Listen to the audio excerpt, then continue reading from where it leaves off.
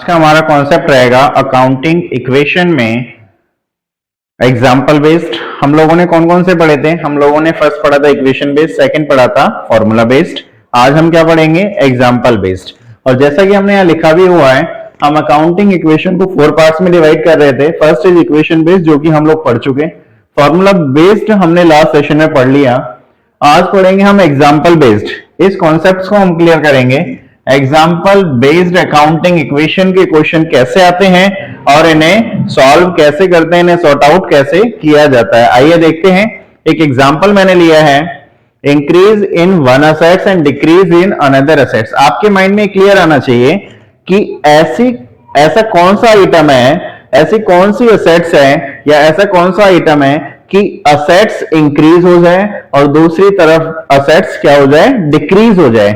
एक तरफ तो असेट्स इंक्रीज हो जाए और दूसरी तरफ असेट्स क्या हो जाए? डिक्रीज हो जाए। मींस इंक्रीज और डिक्रीज होनी चाहिए वन एक साथ, और असेट्स ही होनी चाहिए, वो असेट्स ही होनी चाहिए, इंक्रीज भी हो जाए और डिक्रीज भी हो जाए। फॉर एग्जांपल, आपने कोई भी फर्नीचर परचेज किया या कोई मशीनरी परचेज की, आपके लिए असेट्स है। जैसे ही आपने फर्नीचर या मशीनरी परचेज कर ली, मींस मशीनरी क्या आ गई? आपकी फैक्ट्री में आ गई, आपके बिजनेस में आ गई। मींस मशीनरी आने से हमारी असेट्स इंक्रीज हो गई।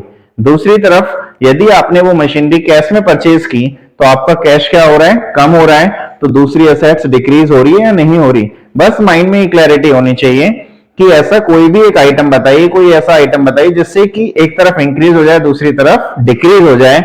हमने एक एग्जांपल लिया नंबर फर्स्ट में, सॉल्यूशन करते हैं इसका। यहां मैं लिखता हूं सॉल्यूशन में मैंने लिखा इंक्रीज इन वन असेट्स, तो मैंने यहां लिखा purchase of machinery for cash. यदि मैंने कैश में मशीनरी परचेज की तो एक तरफ तो हमारी फैक्ट्री में क्या आ गई? मशीन आ गई, और दूसरी तरफ हमारी फैक्ट्री से क्या चला गया? कैश चला गया। दोनों चीजें एक साथ क्लियर हो गई? कोई डाउट तो नहीं? आगे लिखना तो नहीं कि कैश डिक्रीज एंड मशीनरी आने से हमारी फिक्स्ड असेट्स इंक्रीज हो रही है। ये चीज क्लियर हो गई होगी। ये था हमारा फर्स्ट पॉइंट। सेकंड पॉइंट देखिए, increase in assets, increase in liability. Assets भी इंक्रीज हो और लाइबिलिटी भी इंक्रीज हो। ऐसे तो बहुत सारे आपके आइटम हो सकते हैं। फॉर एग्जांपल, जैसे मशीनरी हमने लिया, अभी तो हमने मशीनरी क्या किया था? कैश में परचेज किया था। यदि हम उसे क्रेडिट बेसिस पे परचेज कर लें, नंबर सेकंड मैं यहां लिखता हूं, purchase of machinery on credit basis. Purchase of machinery on credit basis. यदि मैंने कोई भी मशीनरी परचेज की और वो भी क्रेडिट बेसिस, उधार में खरीद ली, तो एक तरफ तो मेरी एसेट्स इंक्रीज हो गई, मींस मशीनरी आ रही है मेरी फैक्ट्री में। दूसरी तरफ मेरी लाइबिलिटी भी इंक्रीज हो रही है। क्लियर है? एक तरफ तो मेरी एसेट्स इंक्रीज हो रही है, फैक्ट्री में मशीन आ गई। दूसरी तरफ लाइबिलिटी इंक्रीज किस लिए हुई? लाइबिलिटी इंक्रीज इससे हुई कि हमारी वो उधार मशीन खरीदी गई है। जब उधार मशीन खरीदी गई है तो हमारी लाइबिलिटी जनरेट हो गई। क्लियर है यहां तक? नेक्स्ट नंबर थर्ड देखिए, यहां लिखा हुआ है decrease in assets. Assets decrease होनी चाहिए और डिक्रीज इन लाइबिलिटी, और लाइबिलिटी भी डिक्रीज होनी चाहिए। मान लो यही मैंने मशीनरी क्रेडिट बेसिस पे परचेज की थी, इस मशीनरी जो मैंने उधार खरीदी थी उसकी मैं पेमेंट कर देता हूं। मींस क्रेडिटर्स थे मेरे, मैं अपने क्रेडिटर्स की पेमेंट कर देता हूं। एक तरफ तो मेरी कैश कम हो जाएगा और दूसरी तरफ मेरी क्या हो जाएगी? लाइबिलिटी कम हो जाएगी। क्लियर? नंबर थर्ड मैं लिखता हूं payment of creditor, payment of creditors. मैंने क्रेडिटर्स की पेमेंट कर दी। क्रेडिटर्स की पेमेंट करने से क्या हुआ? एक तरफ तो कैश माइनस हो गया, डिक्रीज इन कैश। मैंने इधर लिख भी दिया जिससे क्लियर हो जाएगा, डिक्रीज इन कैश। एक तो कैश डिक्रीज हो गया और दूसरा क्या हो गया आपका? दूसरा आपका लाइबिलिटी डिक्रीज हो गई। मींस क्रेडिटर्स डिक्रीज हो गए, आपके क्रेडिटर्स डिक्रीज। क्लियर है यहां तक? Third point. नंबर फोर्थ पे आ जाइए। यहां लिखा हुआ है increase in assets. Assets increase होनी चाहिए और इंक्रीज इन ऑनर कैपिटल, और ऑनर कैपिटल भी इंक्रीज होनी चाहिए। असेट्स भी इंक्रीज हो, ऑनर कैपिटल भी इंक्रीज हो। तो ऐसा आपने क्या पढ़ा था? Started business with cash. आपने बिजनेस स्टार्ट किया तो उस कंडीशन में क्या होता है? कैश भी, यानी कि असेट्स भी इंक्रीज होती है और साथ में हमारी कैपिटल भी इंक्रीज होती है। नंबर फोर्थ आपने यहां लिखा started business with cash। आपने बिजनेस स्टार्ट किया वो भी कैश में। जब आप बिजनेस को कैश में स्टार्ट कर रहे हैं तो उससे क्या हो रहा है, एक तो आपका कैश इंक्रीज हो रहा है और दूसरा कैपिटल इंक्रीज हो रहा है।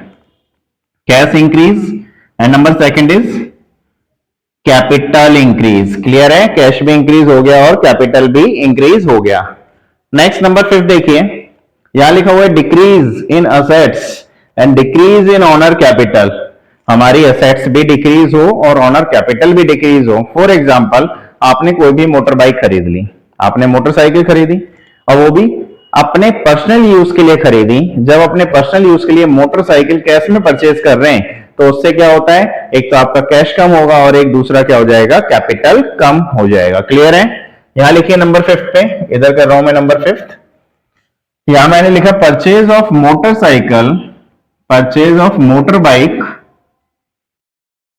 For personal use. Purchase of motor bike for personal use, मैंने पर्सनल यूज के लिए मोटर बाइक खरीद ली। तो इससे कौन सी दो आपके इफेक्ट आए। जब मैंने परचेज की मोटर बाइक, एक तो मेरा कैश डिक्रीज हो गया, कैश डिक्रीज, और दूसरा क्या हो गया, कैपिटल डिक्रीज। कैश डिक्रीज और कैपिटल डिक्रीज, क्योंकि पर्सनल यूज हमारे लिए क्या आ गया, ड्राइंग हो गया। जब ड्राइंग हो गया तो उस कंडीशन में एक तरफ तो कैश डिक्रीज हो गया और दूसरी तरफ कैपिटल डिक्रीज हो गया। क्लियर है, वन बाय वन हमने 5 पॉइंट समझे एग्जांपल बेस्ड अकाउंटिंग इक्वेशन में। फर्स्ट हमने क्या पढ़ा था, assets increase, decrease in another assets. तो purchase of machinery for cash, इसमें दो ट्रांजेक्शन कौन कौन सी आई थी, एक तो हमारी असेट्स आ रही है, असेट्स में क्या जनरेट हो रहा है, असेट्स में मशीनरी आ रही है, मशीनरी फैक्ट्री में आई। सेकंड हमारा क्या हुआ था, कैश डिक्रीज हो गया था। सेकंड हमारा क्या हुआ था, कैश डिक्रीज हुआ था, मींस मशीनरी फैक्ट्री में आ रही थी और कैश डिक्रीज हो रहा था। दूसरा हमने पढ़ा increase in assets, increase in liability.